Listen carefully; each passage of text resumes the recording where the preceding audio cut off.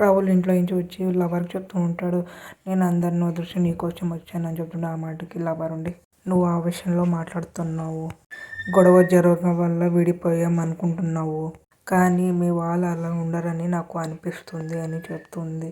అక్కడున్న రాహుల్ ఉండి, నా కోసం ఎవరు రారు అని చెప్తాడు. అక్కడున్న కావ్య రాజు ఉండి కారు వేసుకొని ఆ ఇంటికి వచ్చింటారు. రాజు ఉండి తాతయ్య గెటప్ వేసింటాడు. అక్కడున్న కావ్య ఉండి అమ్మమ్మ వేసింటాడు. అక్కడున్న కావ్య ఉండి దాన్ని ఎద్దులు జిద్దులు అన్ని ఫటాఫట్ అయిపోవాలి అని చెప్తుంది.